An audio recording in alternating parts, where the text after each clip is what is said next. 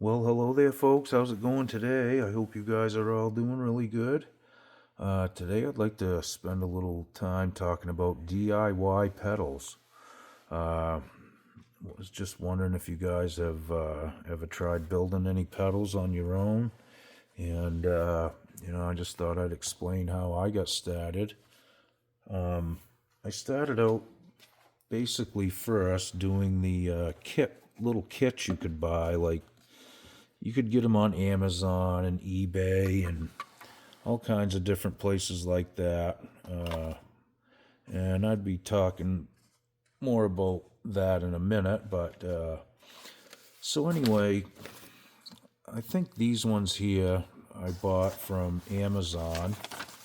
Yeah, and it was a company.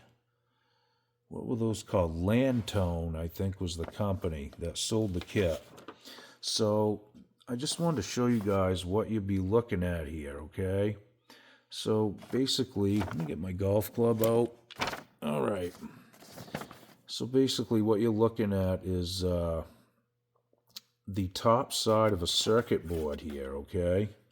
Now, if you can see this box here that has the 9 square blocks in it, that is actually your foot switch.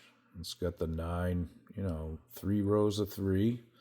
That's your on and off switch. So the biggest thing you need to learn, honestly, is just what these components are, what they look like, and, know what to look for. And that's why I'm recommending a DIY kit, because what it does, it gives you a parts list, okay?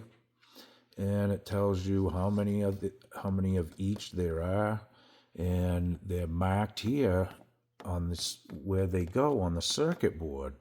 So it's basically just plug and play. You push them through, flip it over, and then you solder the 2 leads that come through on the back side, and you just keep populating the circuit board. It's really fun to do, guys. I'm not kidding you. I got addicted to this instantly. So that's how I started. This is the pedal that went to the diagram we just looked at. The OD1 Legend. Great pedal. These are good quality too. All the components were nice and seem to work quite well. The pots are all nice and smooth. They don't feel loose. There's resistance there, and they feel like new pots. So these 3 I bought, I believe, from Amazon. This was a few years back. I know that I bought them from the same place because I have the schematics for the other ones too. So this is the Boost, DIY Boost. See, you will run into this. The the diagram's pretty faded, and that happens. It's just a print off, Some are good, some are not that good. So I got through it nonetheless. It worked. Here's the compressor, which is this one. This is an optical compressor. Really neat, really cool circuit. Not that tough to build, really. And it works great. I will say one thing. These pedals are all really quiet. They don't make any noises or hum or anything like that. I can't really remember what I paid for them. I'm thinking, I don't know, 30, 40 bucks a piece, something like that. But, I think their quality might be a little better than some of the just run-of-the-mill ones, I've had really good luck with them, and they sound great. So I just wanted to add that. Landtone was the company, I'm pretty sure. So then I bought this pedal kit. This is the Synthrotech Rat Attack. This is 3 rat pedals in one, I think. 3 or 4, maybe. I really can't remember. So it's it's switchable. I'm going to show you in a minute how they did it. There's different diodes, and there's a piano type switch. I'll show you in the back. You have to take the cover off, and you can switch between diodes. It's combinated in 4, like this. This is the switch. So you get all these different variations going between, silicone, germanium diodes, transistor, a JFET, or integrated op amps. Really cool pedal. This one wasn't cheap. I think I paid $80, maybe $90. I can't remember now. It was quite a while ago, like I said. So let's take a peek at that. I'll just show you this. This pedal, I will do a demo on this. This thing is a nice sounding pedal. I'd never owned a Rat pedal ever in my life. I remember them. I could have bought 50 of them back in the 80s for nothing. I mean, you'd see them in the local papers and stuff cheap. $20, $30. Pedals weren't really cheap back then either, but, if they were used, that's what they were. So, again, like I said, this part of the design I'm not a huge fan of. I'll show you why in a second. It's not gonna mess with how the pedal works or anything, but okay. So you see this piano switch right here, okay, or dip switch they're called sometimes. So you can actually switch these. I could have,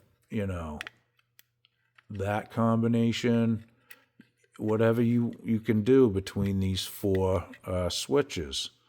So that works pretty cool, and it's just switching between different diodes to get, the clipping or the overdrive or whatever's happening there. So that one was a cool pedal. That was an American company, Synthrotech, if you want to check them out. It's a great pedal. I don't know if they're still around or not.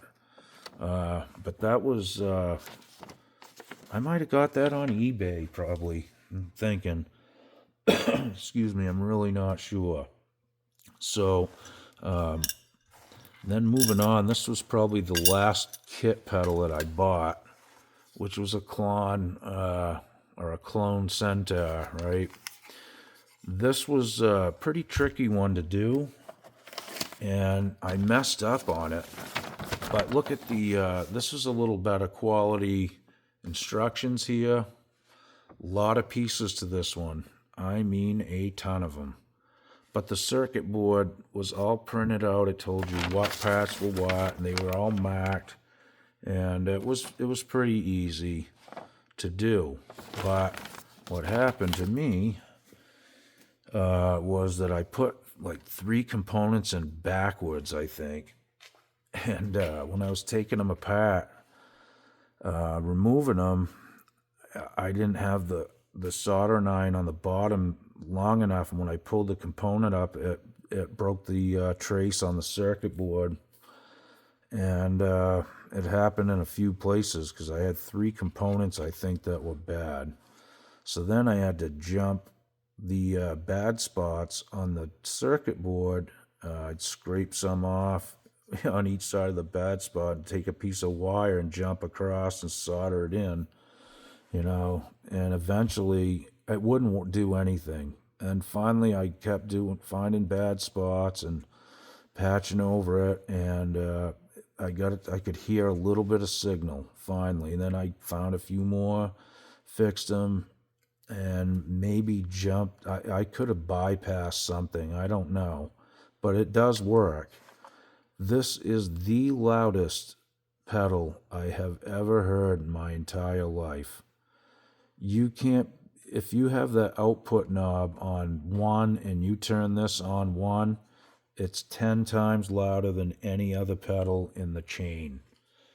I don't know. I have another clone that I bought. I think it's called a Pegasus. It was already put together, and this thing blows it away. I'm not a huge Klon fan anyway. I don't know what the hype is. Maybe it's just me. It's probably good for recording. It's a lot of mid-range from what I can tell. You know what I mean? So anyway, it's still a cool pedal. It has its place. Don't get me wrong. So then, after I did the DIY pedals, okay, I started sketching out some of my own circuits, and I just learned this stuff by watching videos on. Basically, I started out. I was gonna start building tube amps, and then all that stuff started happening overseas and Ukraine and stuff, and the tube prices went nuts, and you couldn't even source most of the parts. So that's why I shifted onto pedal building. And but I had learned the lingo from watching guys like Uncle Doug and people like that on YouTube, that had amplifier attacks, and it basically taught me how to read schematics, and it took me a couple years to get it together. But so anyway, I started sketching out some nasty looking circuits like these, and I had some metal kicking around the shop. That's the first one I built, and I bent the metal up and like soldered it together, and used some electrical outlet covers, the blank ones, right? Look at that thing. It looks like an ice cream sandwich. It's cool. It's a clean boost. Works great. Really nice. I mean, it's just a simple design, but you got to start somewhere. But it is a cool pedal. And I got a little darker sounding capacitors in this. It's kind of muddy. Not muddy, but it's thicker when you snap it on versus if you plug straight in and you snap this on, you'll notice that it does boost it, obviously, but it also gives a little more bottom end and a little more mid-range cut. It's really neat. It just changes the sound. So that's the first one, still working. I can't remember what this one was. This is number 4. I think this was some kind of an overdrive, or possibly fuzz. I can't remember. I'll have to find the paper on it. I keep notes on all this stuff. Again, that's electrical outlet covers, and they work great. They're plastic, but you got to start somewhere. I did order some real ones too. Here's one I'm working on. This is a 3 LED diode clipper. Pretty cool. Kind of a fuzz tone. Kind of gives you like an overdrive breakup too, not just fuzz. I've got the circuit all built. I just haven't put it in there yet. But so, I built some other stuff. This is a volume, just a passive volume pedal. In, out, no battery, just a potentiometer. Now that's pretty useful. You can put that in your chain. You could put that in your effects loop on your amp and overdrive it possibly, if, like a master, if your amp doesn't have a master volume. Little tube amps, a lot of them don't, so try it, it works. You could also put a capacitor on there and have a tone. Just make a master tone and throw it in your chain. Boom. When you switch guitars, like from humbucker to a Strat or whatever, just put a couple marks on it so you know. And just a one knob wonder, real quick, over with. This was an outdoor electrical box here. And again, the cover even had a nice classy white knob for that one. Anyway, after that, I started doing these. Now, I have shot a few videos on these. A lot of you guys probably haven't seen them yet, but these were old record players, portable record players, and, basically would hold a 45 or a 33 and a third too. You could put a bigger one on it, but I started finding these at garage sales really cheap. whoops, sorry about that, folks. And once I started picking a few of them up, I was really looking for tube amp. Some of them were tube, the older ones, so you can convert those into a little tube amp, 2 or 3 watt tube head or something. It's pretty neat too. I do have a couple actually that I plan on doing that with, but so anyway, I took these record player platters and put a fuzz circuit in here. This one I'm getting ready to close back up. I'm just going to clean the pots and stuff on it, but I got a rubber seal for that one. These are all point-to-point, hand-wired bird's nests right there. And I gooped over them with super glue, not to cover it and hide it. It's to really just to shield it. But this is really quiet, and this is probably the best sounding fuzz pedal you will ever plug into in your life. I'm not kidding you. That thing is crazy good. And what this was just a happy accident.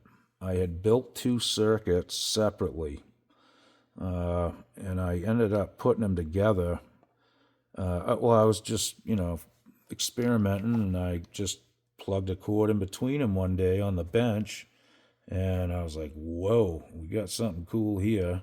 So I just unsoldered the jacks from each one, the out and the in, and I tried them both ways first, but I found the one that I liked, unhooked the jacks, wired both circuits together, and that's what that is. But it's quiet and no harm. You want to hit this with your guitar first. That's the first thing, or your tuner or whatever first, but this wants to be touching the guitar as close as it can get. It doesn't play well with others. I'll just tell you that. A lot of fuzz pedals don't, but this thing it's just crazy. I'm going to do another video on this sometime, a real in-depth one. It isn't just the overdrive that really does it for me. It's great, but you can clean that up, and it's just the tone from the circuit itself is just crazy good. So here's another one that I built. Again, this is a record player one. I made all these back enclosures by hand out of, this stuff is tempered aluminum, ABS plastic, and tempered aluminum. And I put some furniture feet, rubber feet on them, glued them on. Probably paint them eventually, but it really don't matter. So anyway, these are all, all done by hand, wired by hand. This one clips 2 different LEDs. And the switch, you can have one LED or both. And it's just more breakup with both on. Really simple circuit. Again, the capacitors I chose to put in there really affect the tone of your guitar a lot, even on clean. It's just a nice, really nice thing. You get a lot of different sounds just turning the knob a little bit either way. A lot of fun. Anyway, I had a great time doing it, and I'm going to keep them. I've got some more of these too. I've got 3 or 4 more of these. This one's steel. It's really heavy too. And this one's plastic, but it's really tough stuff.